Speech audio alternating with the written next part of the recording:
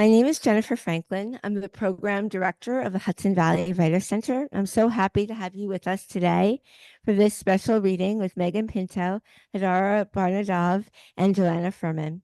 If this is your first time joining us for a reading, welcome. We hope that you will continue to come to our readings, classes, and online events. Please check our website for the complete list of offerings. We hope you will join Sophia Bannister at the Hudson Valley Writer Center next Sunday, September 29th, as we welcome Kim Adnizio, Blas Falconer, and Idra Novi. Our October reading will be on October 20th. Our November reading will be on November 10th and will feature Mary Lou Bushi and Dawn Lundy Martin, Jennifer Martelli, and Eileen Cleary. And our December reading will be on Wednesday, December 11th. Check the calendar for those. Thank you to everyone who donated to the annual Hudson Valley Writer Center Gala. The silent auction, including hour-long Zoom consultations with 14 of Hudson Valley Writer Center's most popular instructors, will close at 5 p.m. today. I want to thank the board and our teachers, our students, who are the beating heart of the center. We also want to recognize the foundations and the organizations that support us, including the Bidale Foundation and the David G. Taft Foundation, NISCA, and Arts Westchester. I also want to thank my colleagues, Ellen Archer, Sophia Bannister, Misty Yarnell, Christina Papadopoulos, and Leslie Zina, who are co-hosting with me today, for all their hard work. Pinto's poetry has appeared in the Los Angeles Review of Books, Ploughshares, Guernica, and many other places. She holds an MFA in poetry from Warren Wilson and has received support from Breadloaf Writers Conference, the Martha's Vineyard Institute of Creative Writing, Poets and Writers, and the Peace Studio. She lives in New York City.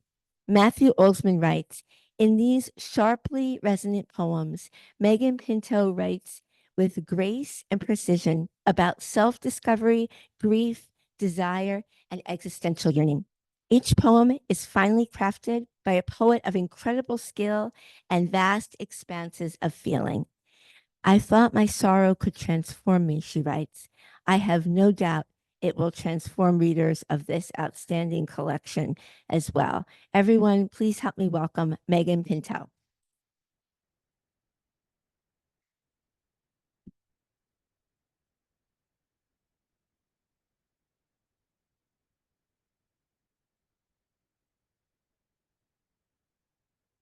Is this okay? Is this okay? Okay, great. I'll just leave that there. Yeah. Okay, great. Solstice. Somewhere the lake shore meets the overcast dark, gulls teeter across the ice.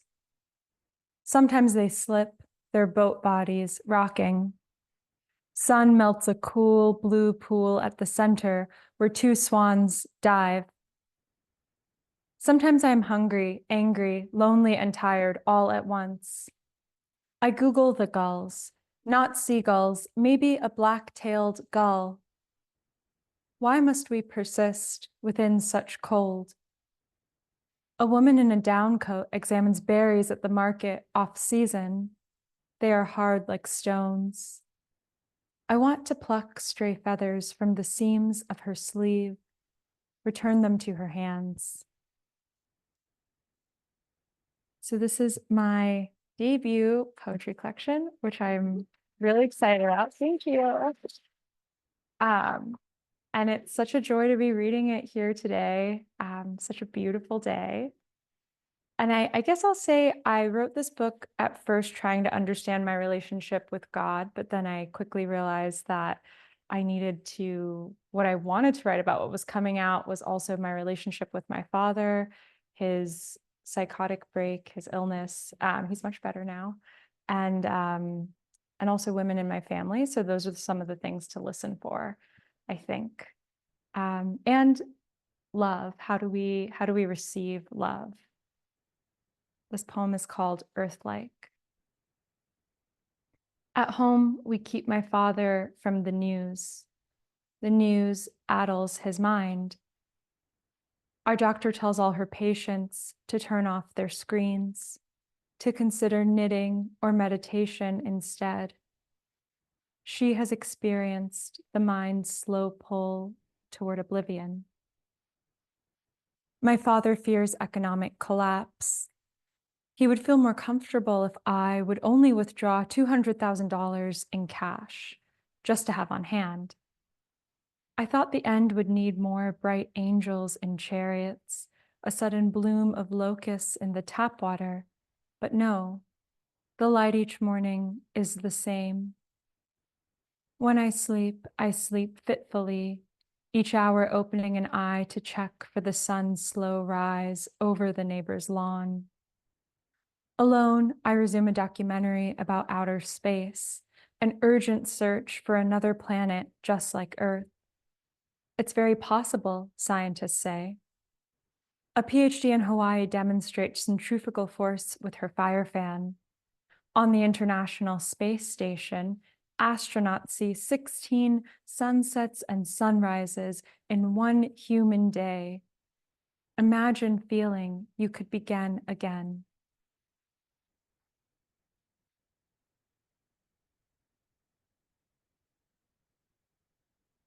Genesis.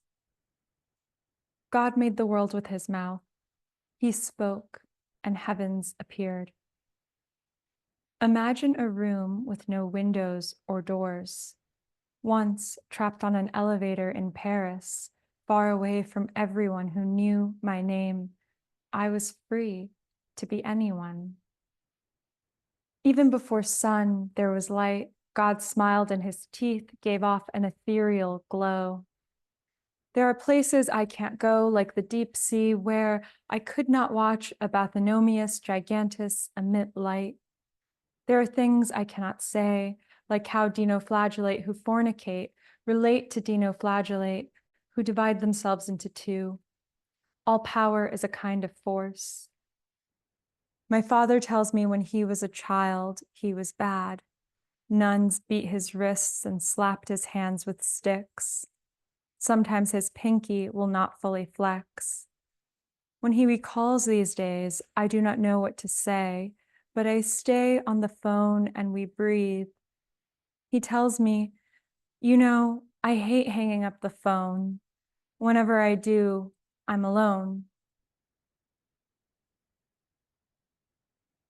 In heaven, there will be no bodies, which exist to tempt us and move us toward grace. I try imagining a bodiless place full of holographic angels and saints walking through clouds or staring into space. When I think of grace, I see my grandmother on the carpet, folded over at her knees. I see my mother in lamplight, eyes closed and feeling for the next rosary bead. As a child, my mother waited outside St. Michael's in Mayheim for rations of milk and curds of cheese. She tells me they had only white bread to eat, which is how I imagine manna, torn and falling from God's open palms like bags of Sara Lee before geese at the park. Inside all my Bible picture books, God's face is European, maybe even Portuguese, but what's in a name? At the discount bread store, all the bread looks the same.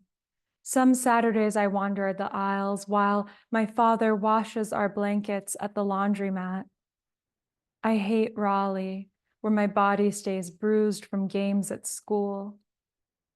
Only the body holds what the mind cannot.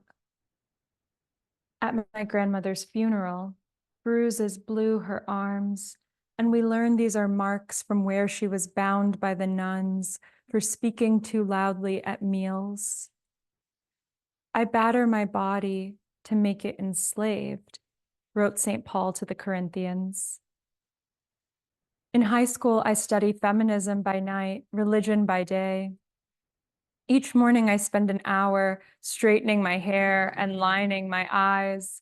I read somewhere that one should imagine a God as someone they can trust. The author chose a female God, a kind of God who radiates light that does not blind. So I close my eyes.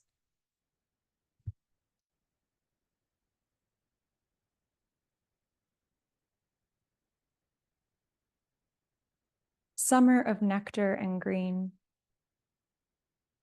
I plucked a honeysuckle when I wanted something sweet. My mother cut my hair and told me not to leave the porch, which is why I was running through a stranger's backyard when it was nearing dark, when I tumbled into a metal latch that held the gate shut. Later, I held napkins to my shoulder, watched each one burst red. My skin would take days to purple and blue. Each day I nursed my wound in the bathroom. Call it childhood, but under those lights, I was cleaning a gunshot crater from a saloon shootout, healing the deep slice of a dagger turned upon me as I battled that zombie through the night. It was only after she died that I learned my cousin's husband locked her in the bathroom for days at a time. I wonder what she bartered with against the God of her mind. Here's a sad story that I'm not supposed to tell. When my mother asked why this happened, or how, or what God could allow such suffering, I had to remind her of the time she read my diary. Months later, she confronted me about the fact that I had sex. She cried and told me everyone makes mistakes. And when I told her it wasn't a mistake, she cried like someone had died. And maybe I died because in that diary that I wrote in for months, hiding out in my dormitory, I wrote down things I could never say. Like when he entered me, I would beg to someone inside my mind for him to just speak to me again, or how at lunch, to keep some peace, I would undress instead of eating, let him move his hands over me. But all this my mother did not notice when she read my diary, or maybe it was just my problem to bear. When I fantasize about the lives of other women, goodness is the thing I envy most. When I join the gym, it is because I want to feel like them, but also because I want to outrun a bear if I have to. Not that I've ever seen a bear, but I heard one once in the mountains, its feet padding along the dirt and trail rot, its body bumping into a tree's thick bark. No, when I say I want to outrun a bear, it is because of all those times I am late coming back to the apartment where my boyfriend waits, and I feel this electricity surge through me, almost as if I have seen a bear or I know one is there, but I am alone on the trail far from home, and though I search, I have nowhere to run. And what if this time he is not so kind? So there's a lot of suffering and crisis in the book. And one of the ways I tried to balance that was I tried a lot of things that didn't work, but one of the things that worked was writing about nature. So this poem is called Snowscapes. A great procession is honking across ice, where geese call out to one another before taking off in flocks. Water makes their landings seem soft. Some play and others carefully place their webbed feet down upon ice. Some amble across the beach. They stop to prod bottles and chicken bones frozen along the shore. In Raleigh, where I grew up, snow would grace us momentarily, like a lapse in the landscape's memory. For a few hours, for a few days, I was betrayed by my cotton sweatpants and tennis shoes. All my life, I've had doubt in the spiritual sense. In the South, a familiar poster plastered on the walls of every school waiting room, a pair of lone footprints trailing in sand. The speaker's voice, a man, asks God, "If you are with me, then where are your feet?" And God says, "Who do you think carried you through the deep, dark waters, across an open sea?" The nun's habit swept against the floor, collecting dust as fine as what was falling outside.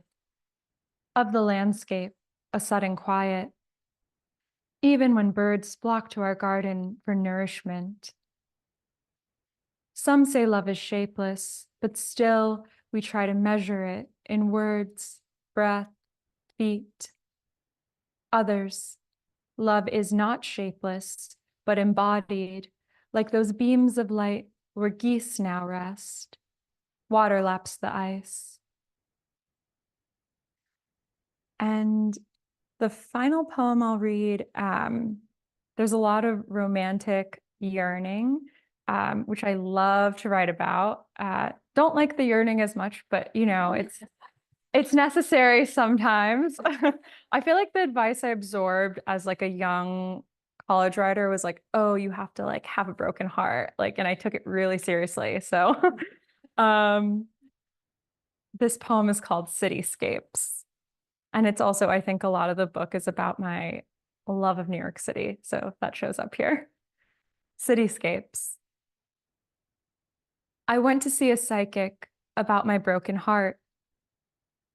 She told me I pick men who are wounded like me, but show pain differently. Their rage turned out instead of in. When I played with Barbies, I often sent them into space. Their open-faced dollhouse made me cry. Each time I made the dolls fall off the roof, their hard bodies clattering back into this life. Yes, I suffer from romantic thoughts. Sometimes I think suffering is the measure of my devotion. Sometimes not. It takes so much to feel safe in the world, or is that just me? On the subway, I look to strangers and wonder if one of them could want me. Then the sudden screech of metal returns me to my thought. Consider the undulating rhythm of the city, each stop and start and sudden halt. Consider the way light breaks across the East River at dusk, where love does not so much come to me as move through me. Thank you.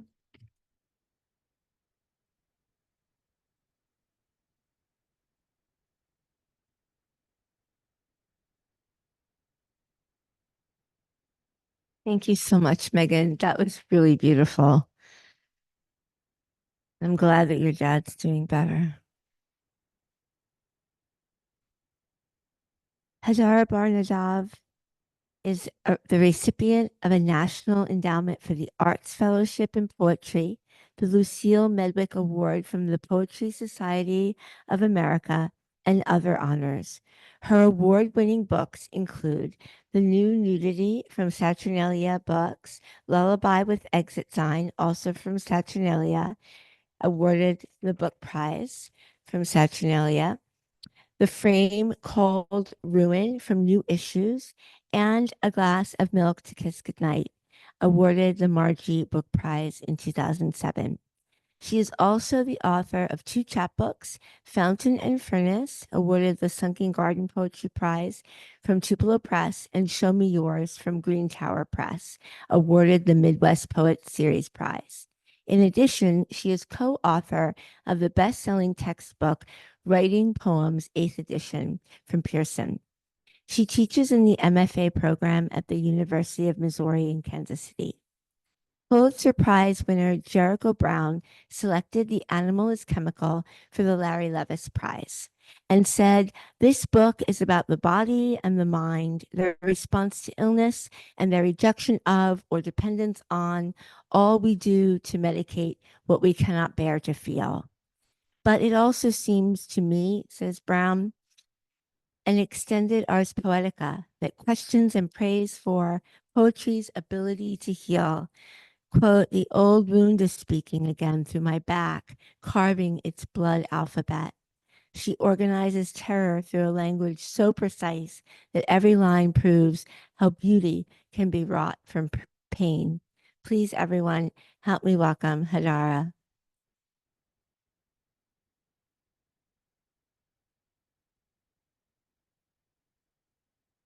Okay, so this will not stand up. Is that what's but I still need to talk into it for Zoom. Right. Otherwise, You know what? I wonder if I could prop it on a couple sodas. Maybe. not the loveliest thing in the world, but it's right? We're artists. We can improvise. Like, well, I'll figure this out. I remember years ago, I was pregnant and I was giving a reading in St. Louis, and I was pretty pregnant, 6 or 7 months. And there was a podium like this, and I walked up to it, and I was like, I couldn't get to the mic because of my belly, so I had to like stand on the side and go like this. Like, we make these things work. Okay, so I'm going to read from my new book, The Animal is Chemical.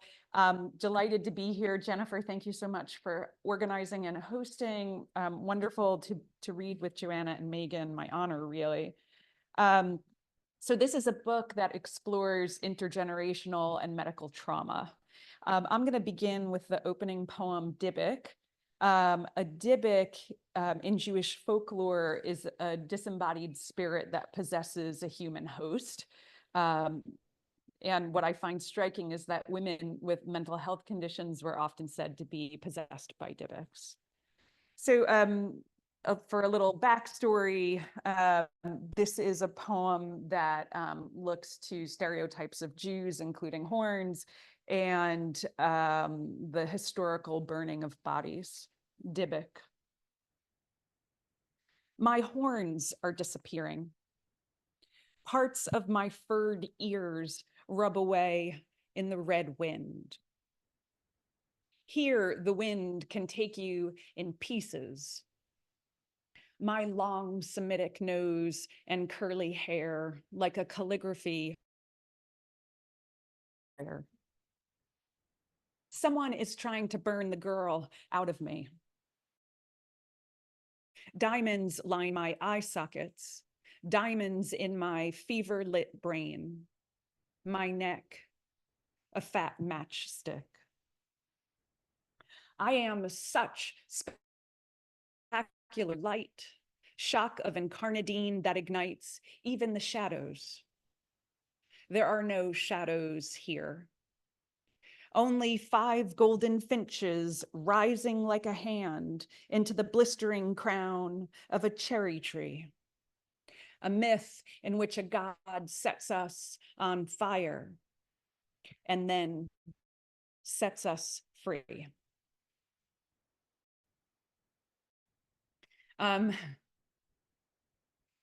This is exactly my dark humor. Okay, this is a poem called The Ancestors Take the Reins of My Throat. When I lived in Lincoln, Nebraska, we had these lovely neighbors, older neighbors who moved in underneath us, and they invited us over for tea. For whatever reason, make it so I went.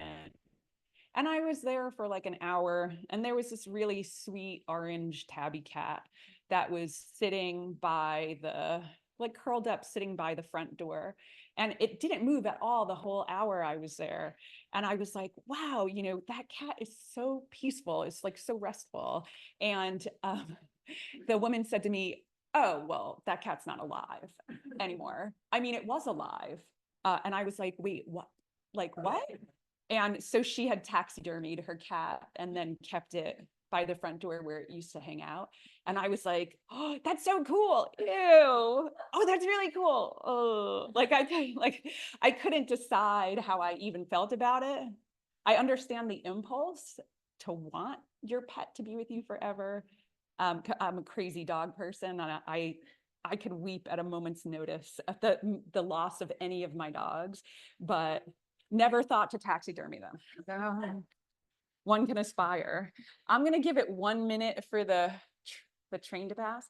I have to say, Megan, you were reading a poem about God. You were in this heavy God section, and the train went by, and I was like, holy shit.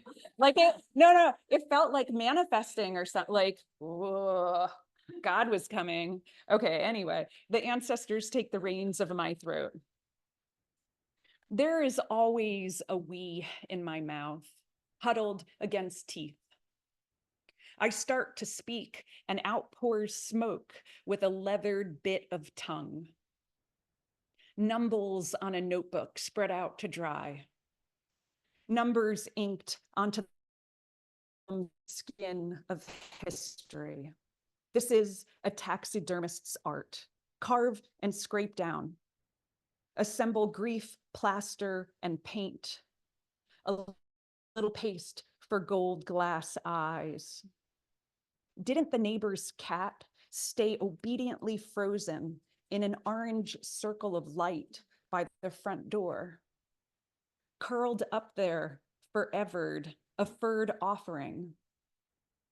Gutted, bent, leashed by love, as I am a shell for others. My bitten, lips peeled wide, the hollowed body filled with cotton, wire, and the wind of ghosts.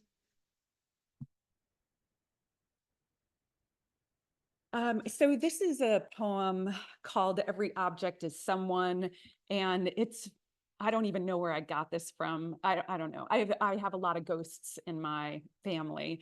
And this poem is kind of built out of the assumption that objects have resonance and energy and soul inside them. So I have like the pens and pencils of my grandfather. I have his eyeglasses. He was a graphic artist. He died when my mom was 14. I have the ivory lace pillowcase of my Aunt Olga, who died after Kristallnacht. And so I have these objects I become the holder of objects in my family. And I have like a little altar space where I've gathered all these items, and it's sort of like a way for me to know people who I've never known. And I sometimes just hold them, and they're energetic. So anyway, that's part of where this poem comes from. Every object is someone. My father, my blue cup, the cherry table in the kitchen, my father again. The red lamp overhead, bobbing like a half moon, my toothless grandmother. See her inside the picture viewer, a green plastic tube the size of my thumb. She sits on a shelf with hairpins and an ivory lace pillowcase sewn by her sister, whose face I wear, her eyes and lips. Olga, who hanged herself after Kristallnacht. Night of breaking. Every object alive and not alive. Every object a little glitter inside. A glow that could burn this house down. Continuing on with the theme of joy, there is love in this book, even if it's a difficult love. This is Prayer with Percocet for my father.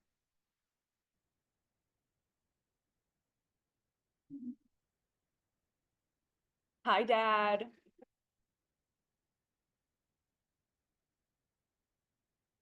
Lost in a cemetery again, a maze of losses. Section C, row 6, plot 18. Red roses, rows of endings, and the scent of oranges. At the center, I am surrounded by stone. Leave a pebble behind. Didn't I hope a pill would keep my father's heart alive forever? Didn't I hope a pill would take care of it? The gods of science were wrong. Ghosts floating off in their white coats.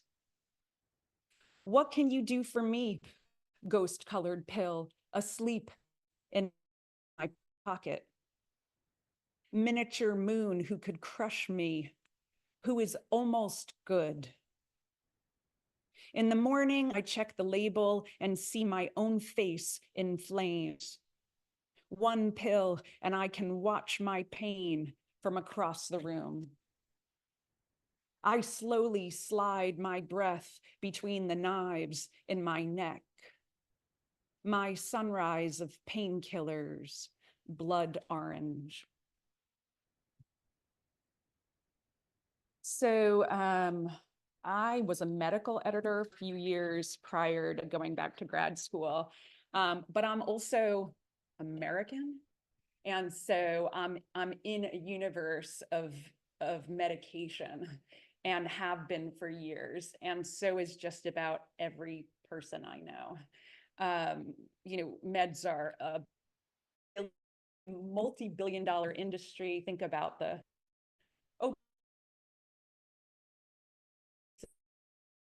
I just had on hydrocodone again for 2 months after shoulder surgery, and it made me survive my physical therapy, which was enormously painful. Everyone I know is on meds. Even if you're not on antidepressants or antibiotics, you might be on allergy meds or anti-inflammatories for something, stomach meds, etc. It's sort of, I assume this is happening in many other countries. It's sort of like ubiquitous with being alive. We are medicated. So this poem and the next few poems kind of pull my own, my family's experience in the landscape of pharmaceuticals. I took the drugs. I took the drugs marked sleep for sleep, and the drugs marked joy to trudge through grief, and the yellow drugs to crack my Vaseline smile, ooze trickling the length of my spine, the hair on my arms electrically charged. The stop my mind from shaking drugs for blood-dipped dreams, the stop crying drugs that left me hazed in a hangover for empty weeks, the taste of copper licking my lips. I took the drugs for side effects, the drugs for drugs, bottle shape they shoved me in, body of sludge. Call me the great undead with a pharmaceutical edge, a head full of mud. But I believe, if I believe hard enough, if I am a believer on my knees, praying for ease, oblivion, please. The pink circle by day, blue ovoid by night, white pearl ruptures into flame. Lullaby by the dead and the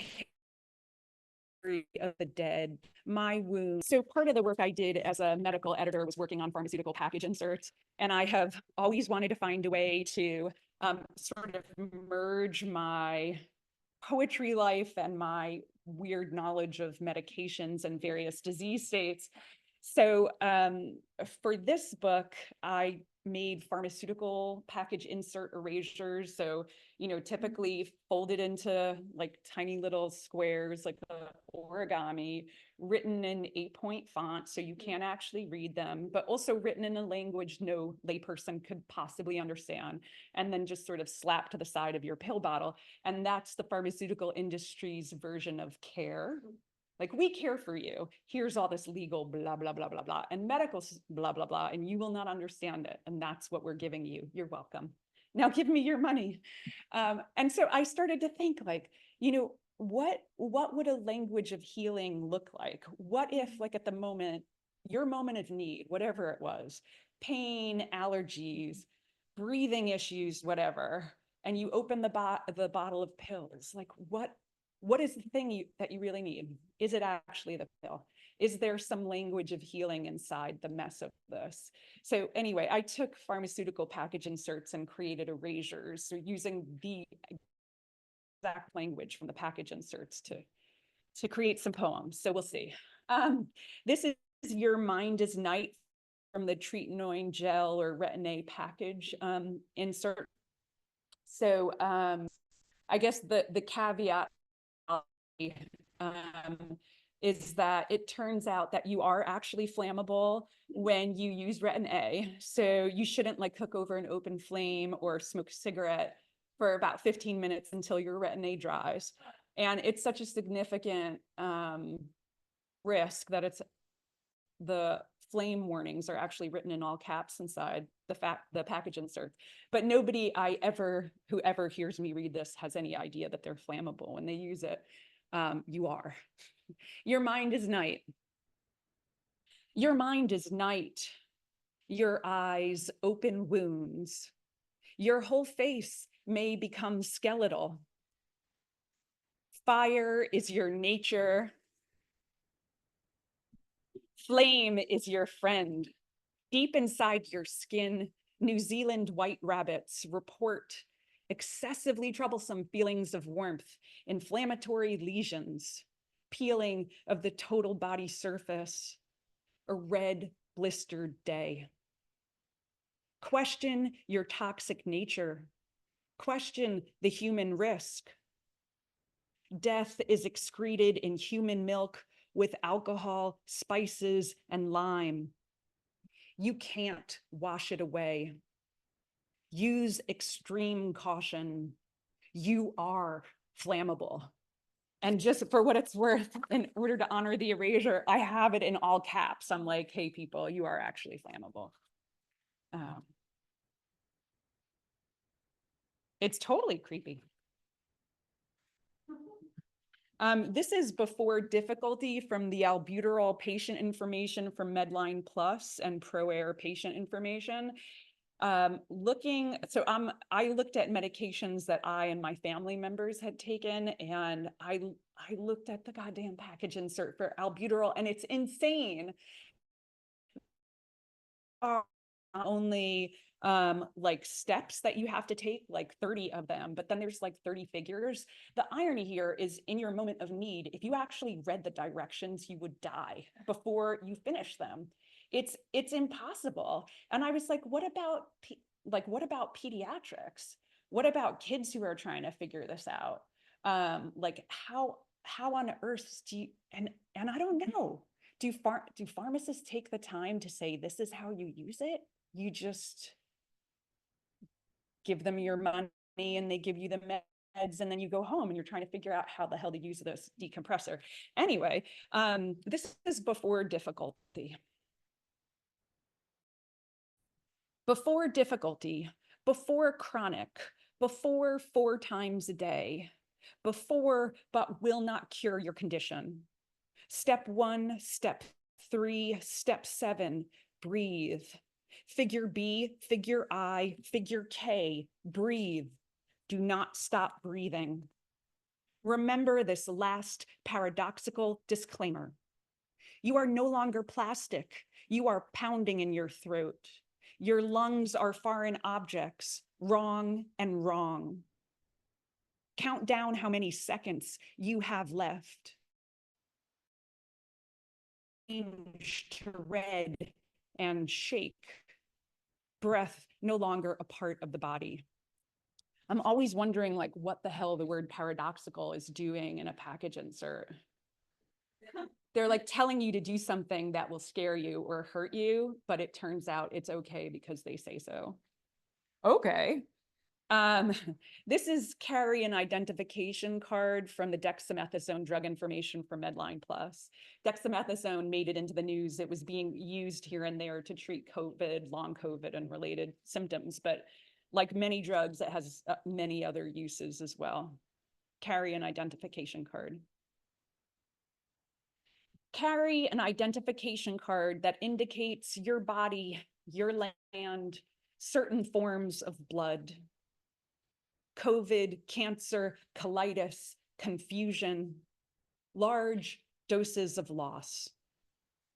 If you miss your mind, if you need to protect the lace of your heart, if the victim has collapsed, send a report to the administration of combat. Write down signs of trouble, the matter you cough up. Tartrazine, gray or green, redness bruising your throat. I will hear you. Tell me your history of war. So one of the things that happened as I was working on these erasures is that some of the language got recycled again and again in different package inserts. And one of the sort of like famous legal moves, which is so bizarre, would be if the victim has collapsed, tell them to call 911. And I'm like, hey, if you're dead or unconscious, how are you calling anybody? But you'll see it again and again in packaging. It's like you have to take your meds in a public setting or with somebody else near you who can call in case you pass out. Okay. This is Trust Us from the cyclobenzaprine rural patient prescribing information for Medline Plus. This is my final much. Chronic back and when to let trust us, relax, relax, relax. Relax the brain and nervous system, the mouth. Swallow your heart. Swallow it with applesauce. Swallow without chewing. Your heart has a history of failure. Your heart, a blue gelatin sphere consumed by red thoughts. Admit hearing voices that do not exist. Carry them with you. Pain comes to crush and eat you. Ask your doctor and pharmacist to keep you safe. Stroke your face with tenderness like a child. Thank you.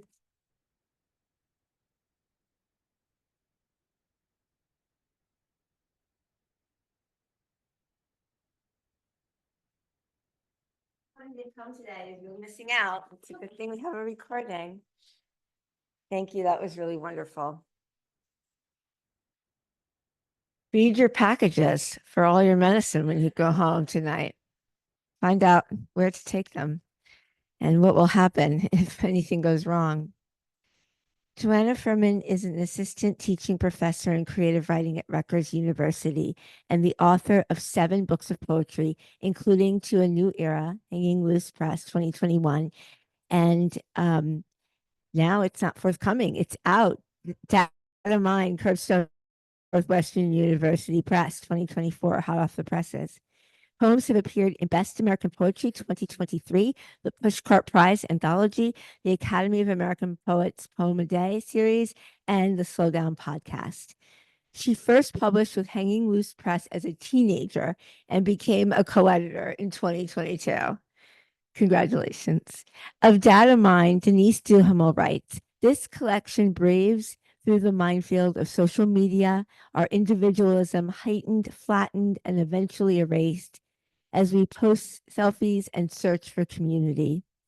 Instead, we find clickbait bots, the dark web, and ChatGPT in these surreal prose poems that take on the shape of our phones and computer screens, the boxes we put ourselves in and then try to punch out of. Her monitors are eerie her monitors are an eerie update to Baudelaire's Windows. Perhaps you will say, are you sure that your story is the real one? Data Mind is gorgeous and complex, an important book for the digital age. Please, everyone, help me welcome Joanna Fuhrman.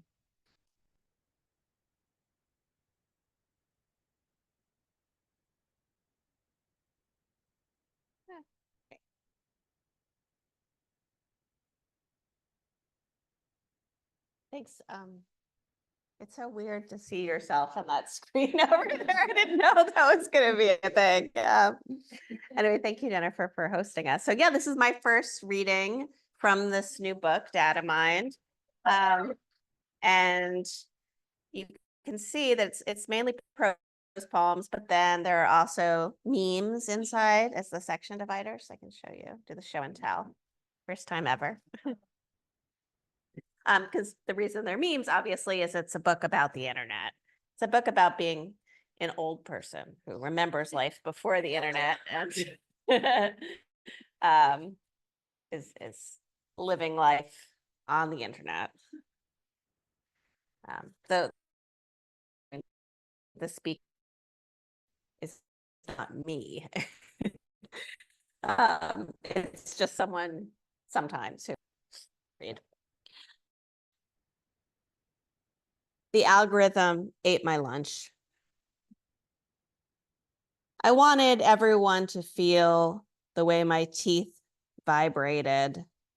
But when I posted my glow-in-the-dark selfie, only the closet mermaids noticed. I didn't blame anyone. I knew the oceans were walking heavy-footed on the land. It was one of those afternoons when I was sure that God was the series of tubes connecting my brain to the torso of a deer. Was it possible that the self was larger than the country that birthed it? Could a mouth open large enough to accommodate the girth of a bloated nation's whale?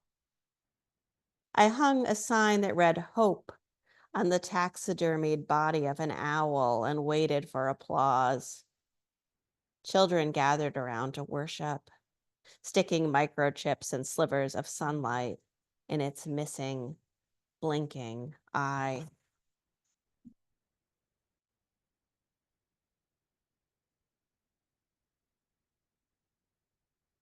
The internet is not the city, so no one can see your red pimple or your purple wheelchair. My optimism about this is stuck in 1997. But what do you expect from a woman whose wrinkles are deep enough to reach her subconscious? As a preteen, when I first rode the subway alone, I carried a heavy Walkman, listening to upbeat songs about the end of the world. Back then, the cars were wrapped in unreadable, brightly colored names. I thought of poetry as a way to get lost, like the internet, but I hadn't yet heard of the internet. Back then, I didn't need to get lost to feel lost. I spent so many hours on the phone talking to my friends that my neck ached. I wrote in a poem, talking is like going swimming in a small pool. You think it's the ocean until you bang into the rail.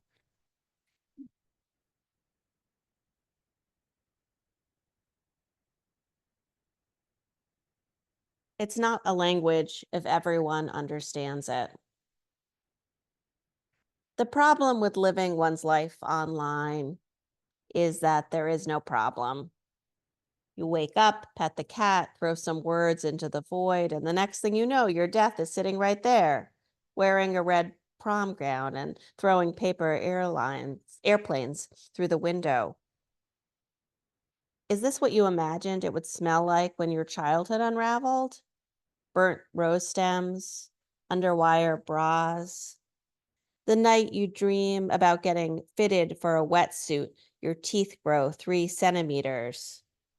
The station wagon, buried in the backyard, comes to life, demanding open-faced sandwiches and overpriced psychoanalysis. Your mother wakes up in her grave and wants to know why you are storing sanitary napkins in her favorite yellow purse. It's not a language if no one understands it. You want to scream at your lawn gnome, but you don't own a lawn gnome. Yesterday, you tried lining up all of your favorite words in a row, as if you were a sous chef, as if God would come around later, combine them into some sort of meal.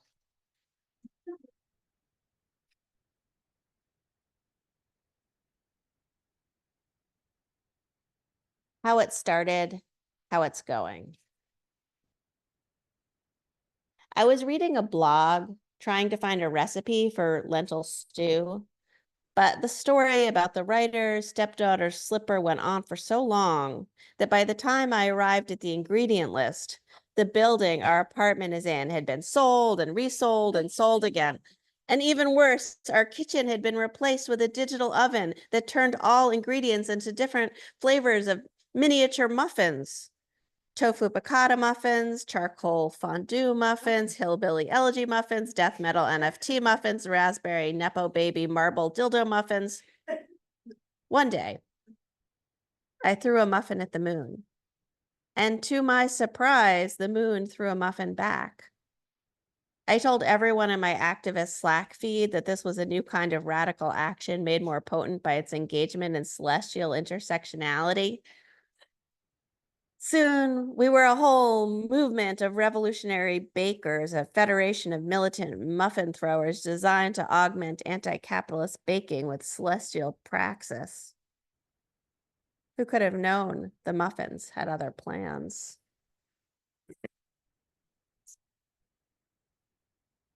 These 6 emojis explain your life right now. I know how to wrap myself in other people's mishigas. All morning, I read about the woman from Louisiana who can't stop her son from hiding under the bed, a man in South Korea learning to fish in a hotel bathtub, a child across town who swallowed a whole marshmallow shaped like the Guggenheim. I take screenshots of these strangers' problems and blend them into a banana kale smoothie, drink it from a wine glass with my naked ass deeply sunk in a silk pillow. Afterwards, my body is a pink cloud with winged sneakers. I hover above the data, rain down gossip on other people's pain.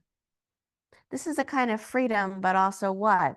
A kind of tragic happiness, like that cowboy who thinks he can lasso transcendence and tie it to his belt buckle?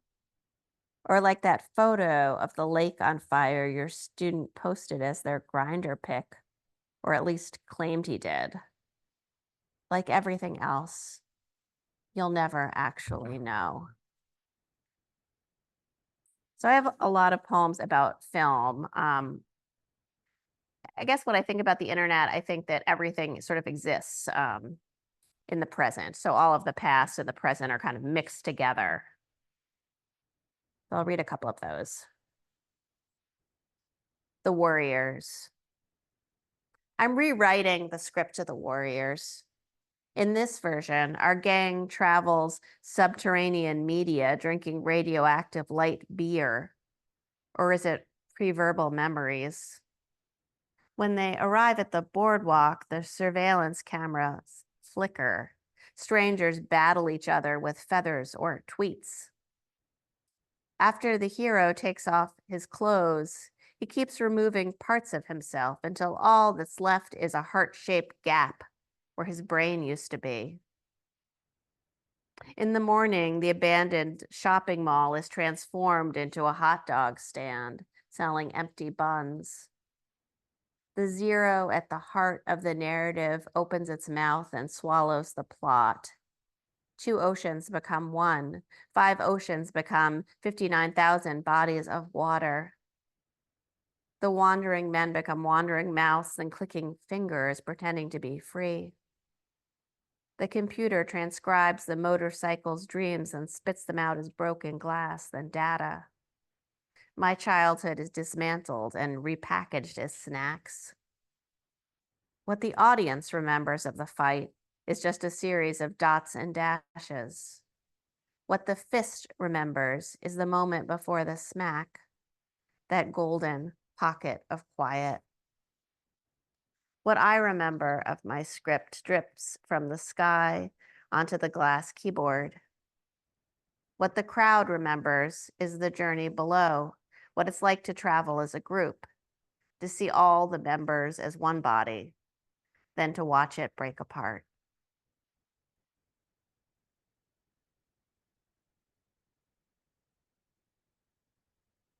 I'll just read maybe I guess I have time. I was going to read 2 of these, but yeah, okay, well, I'll read maybe a couple more. Sliding Doors. Gwyneth Paltrow cuts her hair, dyes it blonde to spite her cheating ex. In power suits, she hides her loneliness in the pocket square of the first Monty Python fan who mansplains crypto to her. The other Gwyneth, creature of cottage cheese canned fruit salad, stays in the analog, gives her money to a boyfriend with a stutter, braids her hair into the window blind's cord. But where is the Gwyneth who can inhabit both Gwyneths, the crying in the bathtub Gwyneth who drinks Manischewitz from a crystal vase while simultaneously gliding in an evening gown across an awestruck carpet of chandelier-kissed cater waiters? Can there be a Gwyneth inside each Gwyneth, an infinite regress of Gwyneths? If you stare at the corner of my cell phone's smashed screen, you can see their reflections, legible despite the surface's cracks. Here's the wind-up troll doll Gwyneth, the Gwyneth with librarian glasses and leather pants, the Gwyneth soaked in glistening placenta, the nosebleed shamanic Gwyneth, the Gwyneth with a house-sized shovel, the Gwyneth running, flying a kite shaped like her own face. Like, I'll just read two more. Taxidermy. I don't know why I said taxidermy. I think you were talking about taxidermy yours. Oh my God. Taxonomy. Despite the apocalyptic matterscape, knives slice open the quandary. Tough, tufted, a thumb-sized cave with God-sized stalagmites quivering inside. Here becomes I, becomes we. The color of eye whites at midnight, the underside of a knee. Does this mean we are immune to the seduction of sunlight on a patio's table, free from the starlight's hagiography, the cell phone's quacking ring? So I'm going to end with one of the earlier poems, but I thought it was sort of like an Ars Poetica, so that'd be a good one to end on. If I can find it. Here it is.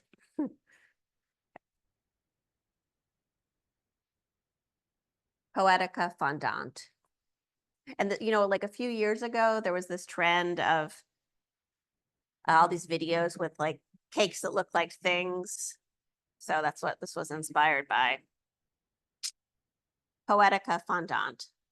I baked a cake in the shape of a moon, and no one could tell what was a cake and what was the moon.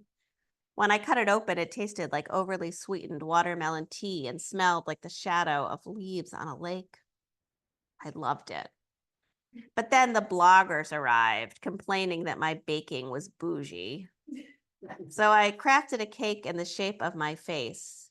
It had curly hair, glasses, and an open mouth that could keep talking, even when no one was listening. In my big marble cake nose, I hid my people's struggles, the escape from the programs, and the years of overly salty chicken. I loved that cake too, but was ashamed to admit it. I had read that identity politics was just the cream filling of neoliberalism. So I baked a cake that was messy like New York. I cut it open and rode the subways inside, eating my way through dirty, glistening sidewalks like a hungry Frank O'Hara. But that was the year everyone claimed to be Frank O'Hara, even those numbskulls who hated modern art. So I baked a cake shaped like the internet. And when I cut it open, everyone who tasted it said it tasted just like the internet. And I kept eating it and eating it and eating it in a kind of durational performance until the cake itself was the internet. And I myself, the somewhat delicious crumbs. Thank you.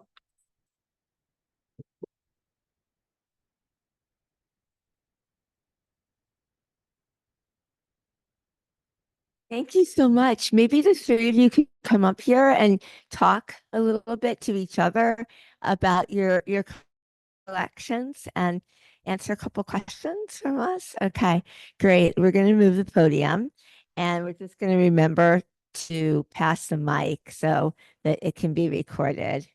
Okay. Yeah, so we'll just bring up one other chair and then you guys come sit in these two. Yes. Oh yeah, come sit in this comfortable chair. You might want it. There you go. I didn't know we were doing this Q&A thing, but. Okay. Awesome. Okay. Does anything? Yep. Sure. Wait, are we supposed to ask a question? If you have something that came up that you want to ask each other from your phones, otherwise we'll ask the question. Maybe we should take an audience question first. Yes, let's do that. Okay, Jennifer. Well, I'll ask our usual question that we like to ask of all the authors who come to give advice about putting together first books. We have a lot of students here who are working on their first collections. If they've already written all the poems, but they're trying to order them. They're trying to figure out what the magic is to get it accepted by a publisher. So if you think back a while, and then Megan, you've just done this for your first book, so give it to all of you. Well, I guess I'm starting. So I actually teach a graduate course on first books in our MFA program. And I think it's something that's very thorny and very individual to the poems at hand, and that no one person's answer is the right answer. Ultimately, I encourage my students to listen to their poems, which sounds kind of hippy dippy, but I think is right. The art helps you figure out its path. My own first book, I was like, I want no sections. I want 5 sections. No, I want 3 sections. And I was coming up when there was a shift in publishing. 20 years ago, 30 years ago, it used to be you could send a collection of poems in like a compendia, and it didn't necessarily have to be all thematically tied, and publishers might publish your work. Then the contest system kind of came in and really, I think, changed the shape of first book publishing and future book publishing as well. So, and I've also judged a bunch of book contests. So sort of some of the typicals are your first poem and your last poem speak to each other in some way. Your first 5 to 10 pages need to be your best work. Your last few pages need to be your best work, because, a typical contest gets 800 to maybe 1,500 submissions. The readers are completely overwhelmed. So are the judges. And so those first few pages need to be the pages that a reader cannot put down. And then it's very typical for people to flip to the end of the book. So the end of the book needs to be good. If you're working in sections, the first poem of the first section and the last poem of that first section need to speak to each other. So I think about them like little units. That being said, my process for putting together all of my books is very messy. My husband will no longer contribute to the effort.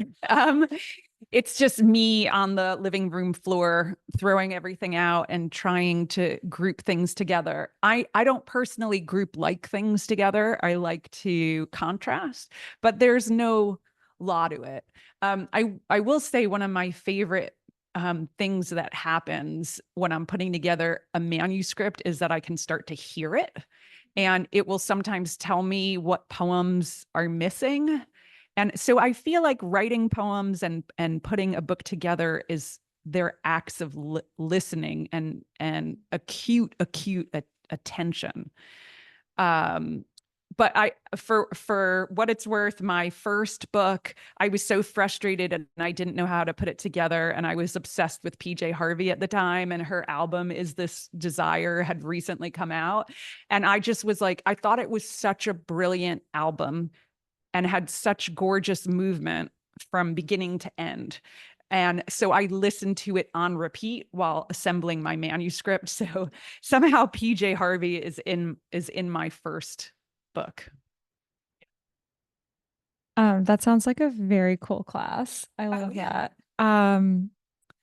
I was definitely aware of the contest system and sort of all of those elements that you spoke about. And it's interesting because I think I know what my best poem is, and it's toward the middle of the book. But I use that thinking to like put a lot of pressure on myself. And then the poems that needed to go first, and because of that, I ended up taking out and like rewriting and revising so that the work that ended up first was very strong. And yeah, I thought about the book as like one big poem, and each of the individual poems were parts. And then when I did that, I was like, oh, okay, so when I want to write a poem, I look at other poems. Now let me look at books for how they're structured. And because of the way when I like put all my poems on the floor, it's like, okay, there's this central lyric essay, and then there are these other thematic concerns. So I looked at books in sections, and I found myself drawn to Life on Mars and Voyage of the Sable Venus because of the like dramatically different tonal shifts between each section. And then I just read and reread those books, and I took notes on what was changing from one section to the other, what the effect of that sudden shift was on me. And that helped me decide that I did want sections because that's what the material in front of me needed. But then kind of like revise the poems to be able to do that. Yeah, and I also think submitting to contests or to chapbook contests was really helpful for me while putting together the full length. I got close once or twice, but by doing that, I got to know the poems so much better, and I got to understand how they talk to each other, and I kept ordering and reordering.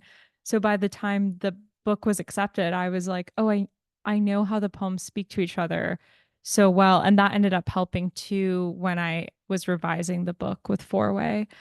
Yeah, and then I think just like having a community of friends if you're working on your book outside of school, because my book, there are 2 poems for my thesis, but I wrote it after grad school, and my friends were my readers, and they gave me great feedback, and they always told me when things weren't working, and that's how you know you have a good friend.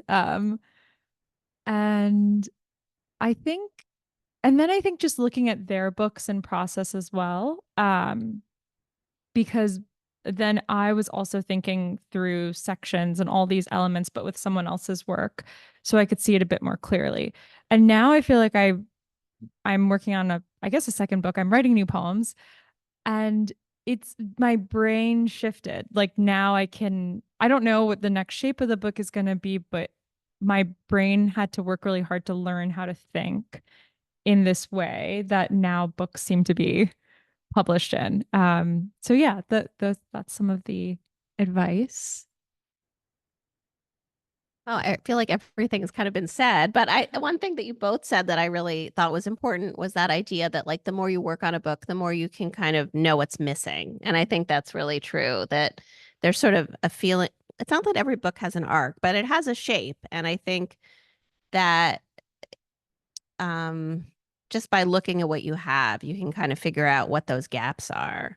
But then it's really hard to write those poems into the gaps because it's sort of out of your control when you write a poem, like whether or not it's going to be a good poem. And if you will something into being, it's usually like the worst. So it's sort of a quandary, right? And there's no real, I don't know, you just have to like have some patience and belief that you'll find your way there. And maybe you won't. Maybe your idea was wrong, and then you just have to look again and think again. But the other thing I would say is like, I don't know. I feel like people often overthink the order of their book in the sense that it's important to have the order that's right, but like it also will change a lot. I mean, as an editor now, I feel like I'm always working with people to like think about the order of their books. That's always changing. My own books have changed since acceptance to publication. And, so I don't know. I don't think any book is going to get rejected because of the order. I think it's more likely to be, the poems. But also I'm glad like we have a contest now, and I'm just glad it's not like the typical contest, because I feel like there's just something kind of wrong about that whole process of like anybody having to read 800 manuscripts. It's just, I don't know. And people spending money on it's just, it's kind of. What did your press come up with as an alternative? So what we're doing is we're asking people that we respect to nominate poets, and then they send us 10 to 15 pages, and we read those, and then we have 3 finalists, and then we just read those 3 books. And we don't charge anyone anything, which is the main thing, is just not charging young poets. Not that all, the woman who ran won the first round of the contest. She was actually in her 60s or 60 or late 50s, or she's not young. But yeah, I just don't. Yeah, so it's worked really well. I feel like all of those books that we've discovered have been fantastic, and I'm excited about them kind of finding their way into the world. I think it's also important for writers working on their first book to research publishers and make sure that the books that the publisher puts out are ones that you think are well made, well supported, that the covers are beautiful and the distribution works, and also that the contest system or the acceptance system seems fair and equitable. That submissions are anonymous, that which isn't the case in your alternative model, but that's it. Things are nominated, but we don't know. Oh, okay. Okay. Yeah. And yeah, and I think that was no critique. I think there are many ways that contests can be ethical.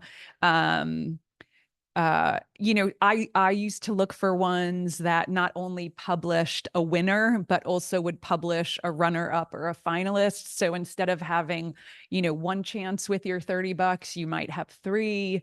I also looked for presses that had open submission periods, although now you pretty much have to pay for all of those as well. It used to be that those were free and the contest charged because you win contest money.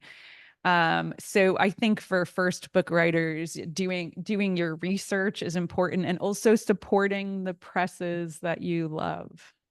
They're all on shoestring budgets, and the editors are not paid or underpaid, and they need your support. Something I did at an AWP, I think it was the Philly AWP. So this was before I was still working on the manuscript, but my friend and I went around to like all of the presses, and we like looked at all the books, because sometimes I had a presses book, but it was like a couple years past and I hadn't read their current authors yet. So we like talked to people at the tables, we looked at the books, the front matter, the back matter, and then I learned like really amazing things about some of the presses. I also learned like, oh, okay, actually I didn't have this person was really confusing, and the next time I went back, this other person confused me. So that was a great use of my time at AWP. And it kind of helped me narrow down, like outside of the internet, just like these books were really beautiful. These people were really kind. I connected with XYZ. And it made me feel like it wasn't just the random chaotic universe. So if anyone's going to AWP, I think that's actually a really great place to do some learning. AWP, I don't know, the Association of Writers and Writing Programs Conference. I don't know. Not everyone knows what it is. Oh, yeah. I'm ridiculous. Yeah. I've been going for more than 20 years, so I know what it is, but it's the largest gathering of writers in North America, creative writers specifically. Yeah. I don't know. We're on Zoom. I don't know. No, that's yeah. It's a lot of introverts gathered together. Yes.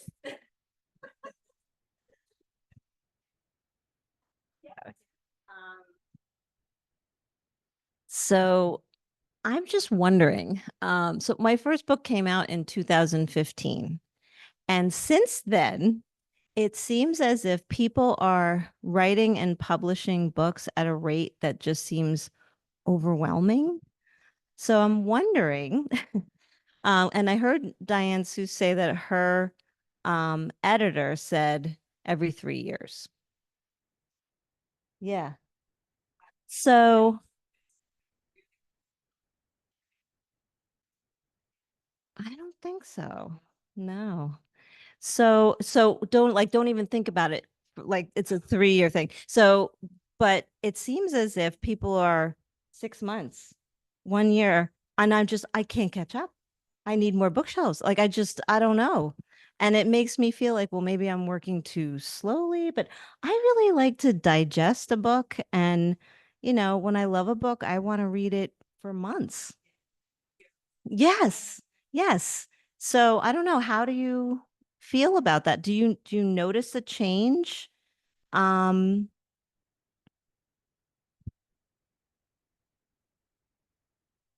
Well, first I want to say you are on the right path. And some people churn stuff out like crazy, and some people are work more slowly and carefully, and that's their process. And I do not believe that there is any right way to do it. And if anyone tells you it is, they kind of stink. I would hate to tell my students that they have to publish a book every 3 years, and that's what is expected of them. I sometimes think, because people are going so quickly. I thought what she was saying was, don't do it until. yeah. So when I was still in grad school, I was sitting with three women poets who were a bit older than me, already professors when I was a grad student. And one of my friends asked another one, so how often do you put out a book? Every 3 years or every 5 years? And I remember being like, I hadn't even published a book yet, and it didn't even occur to me that that's a way to think about it. So my initial impulse when I hear the 3 years or the 5 years is, especially the 5 years, is that's connected to tenure and promotion.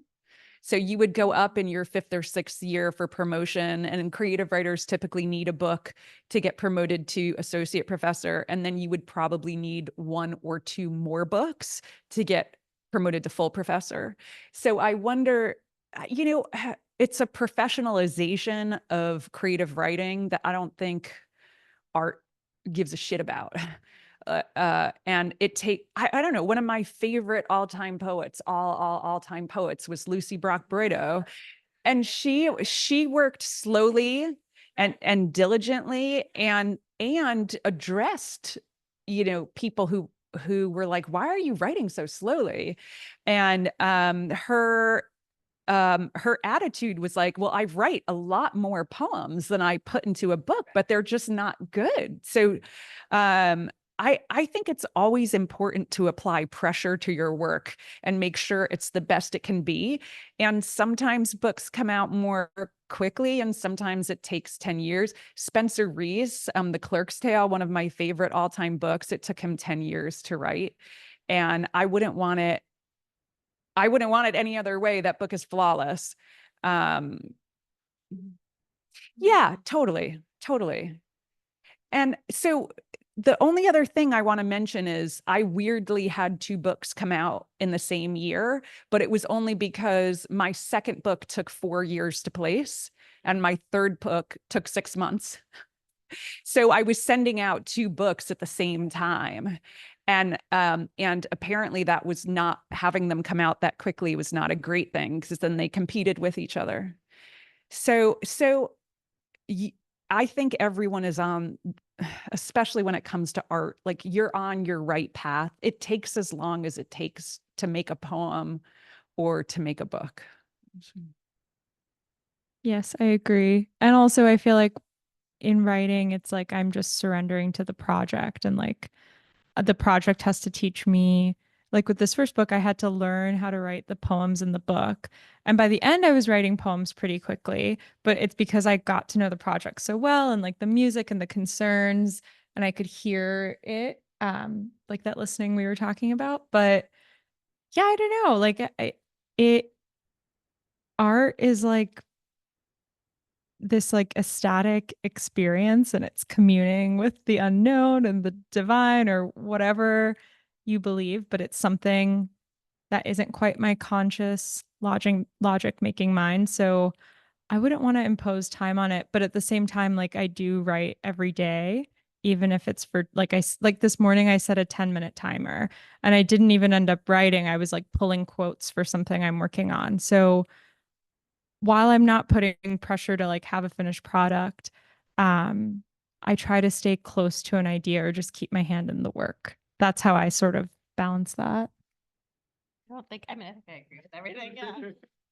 If we get another question, we'll start with Megan. Thank you. Let's remember to buy books. And the authors will sign them for you. Thank you so much for your wonderful readings. It was great.